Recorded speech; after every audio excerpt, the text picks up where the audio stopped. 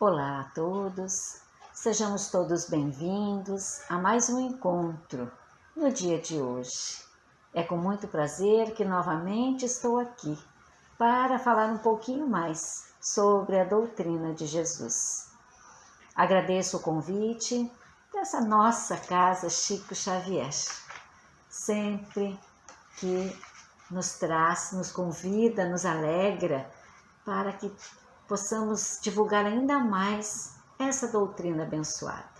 Eu sou Sandra Garcês, sou trabalhadora da Sociedade Espírita Divina Luz da cidade de Camaquã, aqui no Rio Grande do Sul. E eu convido a todos nós que nesse instante nos encontramos unidos para a busca de mais um pouquinho de conhecimento sobre nós mesmos, porque a doutrina espírita é um elo que liga o plano espiritual do plano físico. E aqui, através deles, nós aprendemos muito. Aprendemos que somos espíritos eternos, que vamos e voltamos a todo momento e que ora cá, outra lá, nunca nos afastamos do Mestre Jesus. Então eu convido a todos que possamos voltar o nosso pensamento ao Mestre Jesus, dizendo: Pai nosso que estais nos céus, santificado seja o teu nome. Venha a nós o teu reino. Seja feita, Senhor, a tua vontade, aqui na terra como no céu. O pão nosso de cada dia dai-nos hoje. Perdoe as nossas ofensas, assim como perdoamos o nosso semelhante. Não nos deixes cair em tentações, livra-nos, liberta, Senhor, de todos os males. Que a paz do Mestre Jesus nos envolva hoje e sempre. Hoje nós estamos aqui para refletir então um pouquinho mais sobre nós e a nossa fé. Temos na passagem, na Bíblia, ou no Evangelho segundo o Espiritismo, no capítulo 19, no item 1, fala sobre a fé. E hoje, na tradução do Evangelho de Mateus, ela está no capítulo 17, no item 20. Mateus, um dos apóstolos seguidores de Jesus, e é o autor do primeiro dos 3 evangelhos. Os outros 2 são Marcos e Lucas.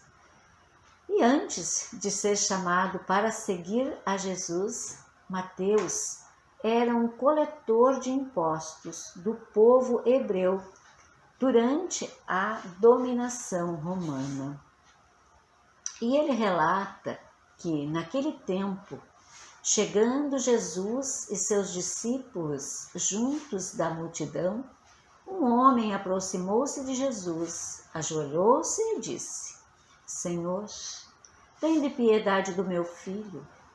Ele é epilético e sofre ataques tão fortes que muitas vezes cai no fogo ou na água. Levei-o aos teus discípulos, mas eles não conseguiram curá-lo.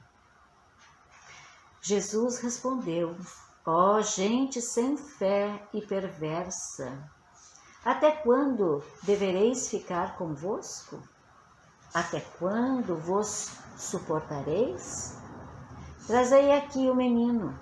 Então Jesus ameaçou o demônio e ele saiu.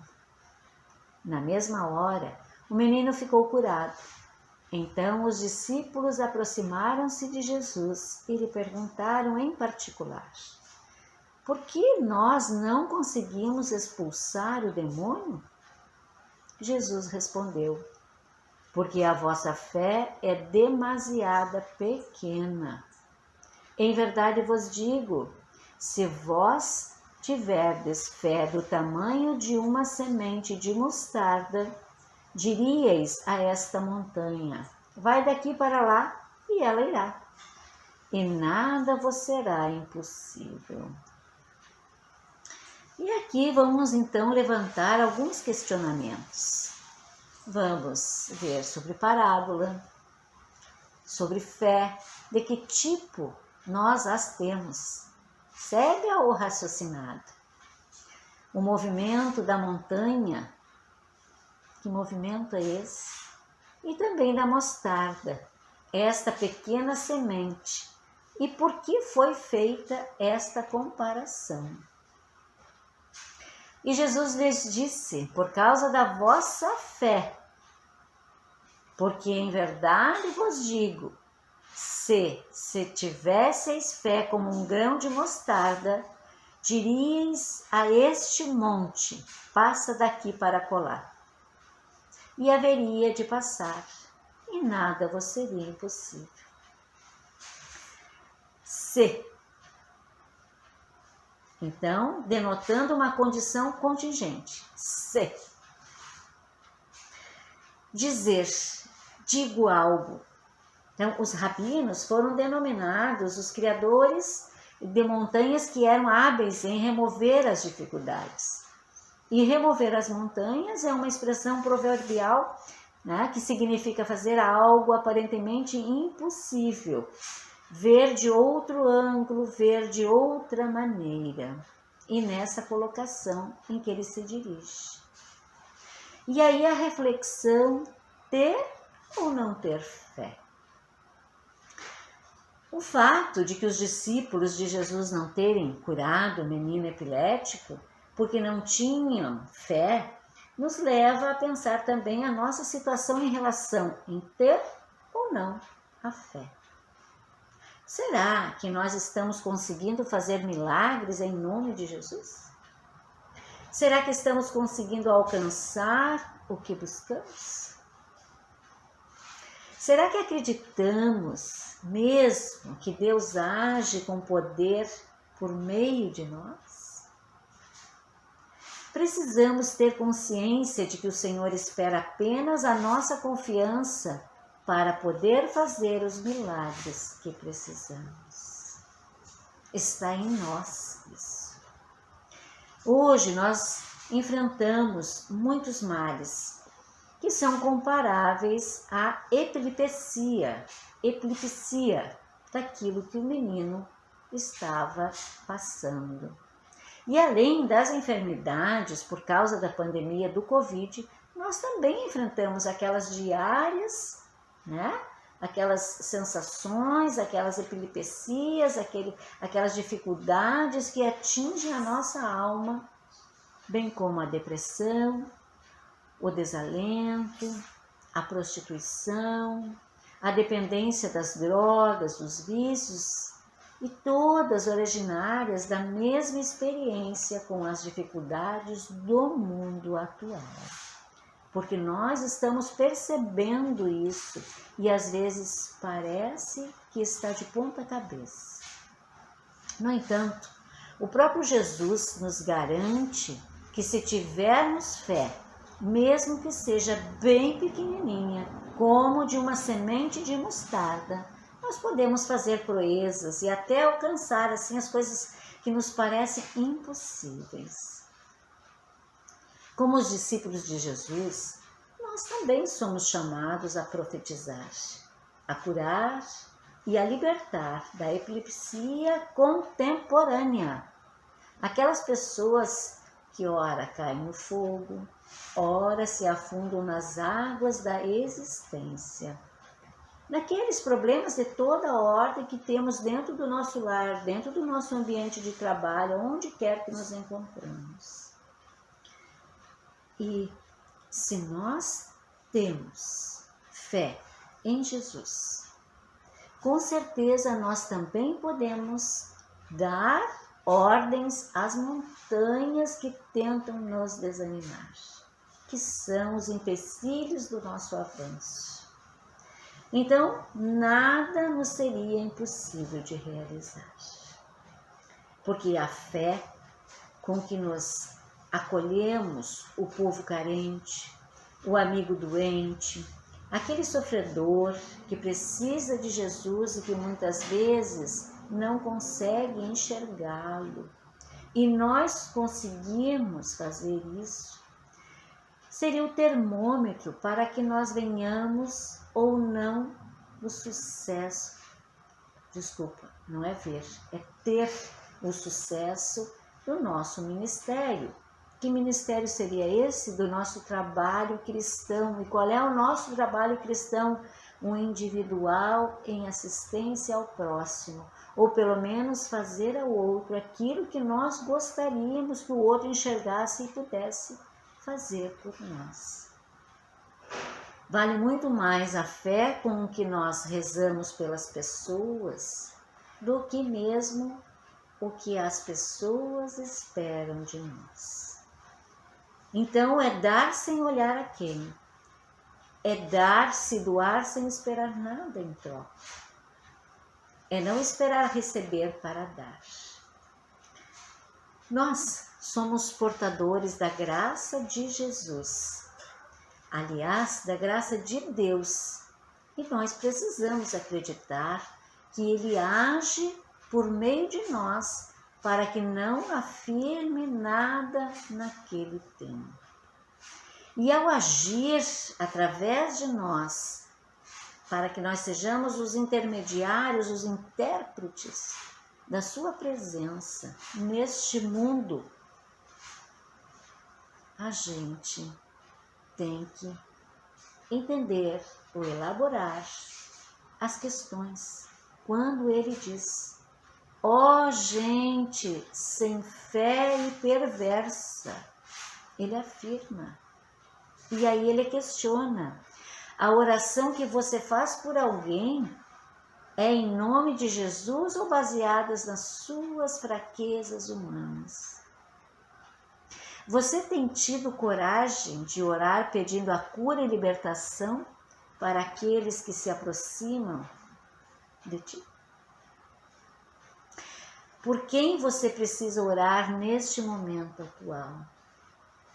São reflexões que devemos fazer. Como é que eu estou meditando? Como é que eu estou orando? Para quem e de que forma? Como é que isso está se dando em mim? Questionamento para todos nós. Que árvore é essa? Ou que semente é essa da parábola do grão de mostarda? A parábola do grão de mostarda é uma das maiores parábolas, é uma das menores parábolas que Jesus trouxe. E ela aparece em 3 dos evangelhos do Novo Testamento. Então, ela aparece as diferenças entre Marcos e Lucas, em diferentes parábolas, mas são as 3 muito pequenas, né? E essas 3 podem ser divididas ou derivadas da mesma fonte, porque elas seguem que aquela pequena vontade, fé, enfim, todos aqueles sentimentos minúsculos, eles podem ser sim transformados. Lá nos dias de Jesus, era comum que as pessoas dizerem que algo não era como um grão de mostarda, para sugerir que era muito, muito pequeno. A planta da mostarda é bastante comum no Oriente Médio e é frequentemente considerada uma erva daninha, aquela que nasce lá no nosso gramado, né? E que ela se espalha assim, amplamente e rapidamente, porque ela gera sementinhas e sementinhas. Então, nesse local, a mostarda, que é um alimento, ela se prolifera muito rápido, vamos dizer assim. E o reino dos céus é semelhante ao grão de mostarda, que o homem, pegando nele, semeou o seu campo, o qual é realmente a menor de todas as sementes, mas crescendo é a maior das plantas e ela faz-se uma árvore, né? De sorte que vem assim as aves que se aninham, que comem e que usufruem da sua sombra, porque ela tem de diferentes tamanhos. Então a ênfase da parábola está sobre a natureza do crescimento do reino de Deus. De algo mínimo, inexpressivo, a algo inesperadamente maior e significativo, e com o potencial de ser sombra de vida e descanso. Aquela que nós precisamos, que nós buscamos e que somos e que conseguimos ser, dando ao outro aquilo que ele precisa. E ao comparar o reino de Deus Todo-Poderoso a uma sementinha minúscula, Jesus falava aos seus discípulos sobre a humanidade do reino de Deus. E eles estavam a caminho de Jerusalém e ali vieram a lição da humanidade, da humildade na prática. Eles viram, eles perceberam, pois foi lá em Jerusalém onde Jesus entrou, não em um cavalo de guerra conquistador, mas em um burrinho. Foi em Jerusalém onde Jesus ensinou que o maior não é aquele que governa, mas aquele que serve. Foi em Jerusalém onde Jesus ocupou não um trono real, mas uma cruz. Quer dizer, ele fez comparações do maior para o menor. O quanto valia estar num grau mais alto ou aquele que serve com amor. Então Jesus encarnou um reino de poder na fraqueza, um reino de grandeza na mansidão. Como uma árvore contida em uma semente de mostarda, pequena, mas cheia de vida. Nós somos assim. Nós temos dentro de nós forças que a gente desconhece. Mas à medida que nos é impulsionado, a gente consegue se movimentar e ver e vivenciar isso. Lá em Mateus 17:20, Jesus também usou o grão de mostarda como uma metáfora para falar sobre a fé dos discípulos. E para Jesus não importava se a fé de uma pessoa fosse do tamanho de uma semente de mostarda, porque, apesar de pequena, esse mesmo grão dava origem a uma árvore de mais de 3 metros de altura. São os diferentes como nós hoje aqui, independe do nosso tamanho, mas sim daquilo que está dentro de nós germinando. E para muitos, ser pequeno é sinônimo de ser insignificante. Não importa o quão grandes sejam os seus sonhos e objetivos. Eles começarão com pequenos passos e finalmente ganharão tamanho. E até mesmo, Jesus começou com apenas 12 discípulos, 12 homens, aqueles que aceitam a falar sobre os seus ofícios divinos, que eram eles pescadores, cobradores de impostos, pessoas comuns, como nós somos comuns. Mas essas poucas pessoas começaram um movimento de redenção e agora mais de 2 bilhões de pessoas, ou mais de 32% da população mundial, se identificam como cristãos. Então, uma semente de mostarda tem cerca de 1 a 2 milímetros de tamanho. E ainda assim a árvore da mostarda pode crescer até 3 metros de altura. Com a parábola do grão de mostarda, a mensagem de Jesus e seus discípulos era de esperança. A fé não precisa ser exteriormente grandiosa, para ter um impacto. Ela pode ser pequena. E até mesmo a fé de um tamanho quase insignificante, como o grão da mostarda, pode mover montanhas. E até aqui nós conceituamos e interpretamos esse capítulo sobre a fé, que no Evangelho de Mateus nomina com o auxílio de Deus. E aí nós vamos ver as montanhas. Que as montanhas que Jesus fala aos discípulos são as dificuldades, as atribulações que todos nós suportamos, independente da nossa posição social. A fé de que Jesus nos fala é capaz de vencer os obstáculos, as dificuldades. É a fé robusta que nos dá a perseverança e a energia de seguir em frente em direção de nossos objetivos, sejam eles quais forem, não importa o tempo que se leve. Nessa época, os discípulos ainda não acreditavam em si mesmos, por isso não puderam curar o menino lunático. E após o Pentecostes, né, que significa 50 dias depois de saber da festa da Páscoa, eles entenderiam as palavras de Jesus, né? Abraçariam a missão que os aguardava e que os faria seguir em frente, apesar de todas as dificuldades. E o mesmo acontece conosco. Muitas vezes nós duvidamos de nós mesmos e de que somos assistidos por Deus, porque a fé ainda não se consolidou dentro de nós. E para que a fé crie raízes, é preciso muito trabalho.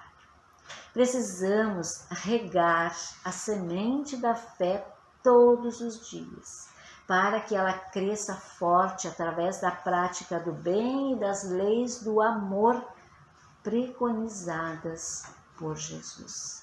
Nós somos grandes, nós somos capazes, nós temos um fermento, uma química, mas nós temos que buscar isso em nós. Porque quando nós temos fé, nós somos capazes de suportar os preconceitos, o egoísmo, as dificuldades e o fanatismo, que leva à fé cega. Felizes aqueles que dizem eu tenho fé porque sei e não porque acredito no que me disseram ou no que me impuseram, pois a fé cega nos conduz ao fanatismo. A fé raciocinada, por sua vez, é a única que nos torna capazes de resistir aos vícios que nos prejudicam. E as paixões e as ilusões da vida material, o qual nós estamos envolvidos diariamente. E essas são as montanhas que barram o nosso caminho e que precisamos transpor para progredir e nos tornarmos pessoas melhores. A fé é sinônimo de confiança. Ter fé é confiar em Deus, ter esperança em dias melhores. A fé sincera nos dá a paciência necessária para suportar as dificuldades. A calma é um sinal de força e de confiança, enquanto que o desespero é uma prova de fraqueza, de dúvida em nós mesmos e ainda mais em Deus. A fé e a humildade devem andar de mãos dadas, porque aquele que tem fé coloca-se nas mãos de Deus e espera pacientemente tudo que não depende dele se resolver. O poder da fé levou os grandes cientistas a descobertas importantes para a humanidade, apesar da descrença de muitos. Graças a eles, nossos filhos podem ser hoje imunizados de várias doenças antes mortais ou incapacitantes. O poder da fé em Deus nos é dado todos os dias por pessoas iguais a nós.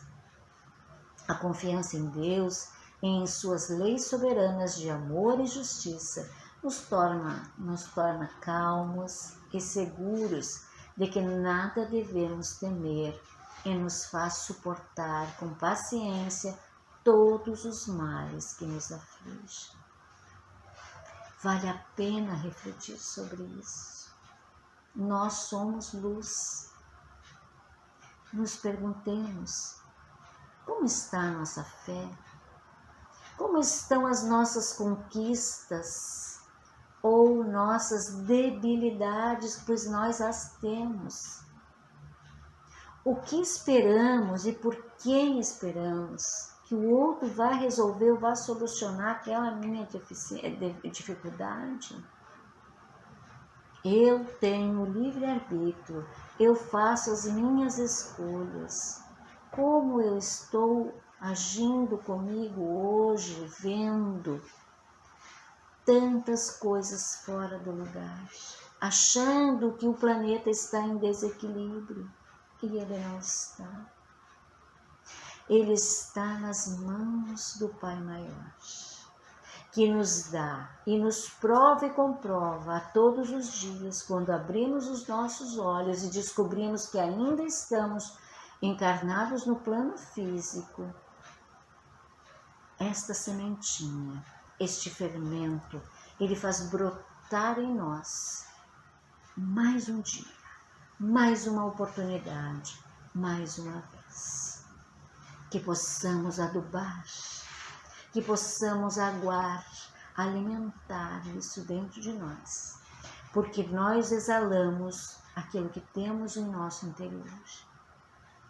Nós conseguimos envolver, contaminar o nosso ambiente de coisas boas, mas também das coisas ruins.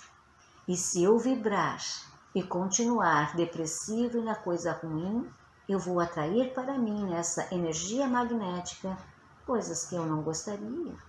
Mas se eu for complacente comigo mesmo e me esforçar mais um dia, mais uma vez, está difícil, mas vamos lá de novo, vamos lá mais uma vez, obrigada, Senhor, por mais esse dia, por mais essa oportunidade, por aqueles que tu colocaste no meu eixo, no meu centro de atenções. Fica o convite aqui. Vamos regar, adubar, agradecer, orar, pedir, enfim. Vamos manter Jesus vivo em nossos corações.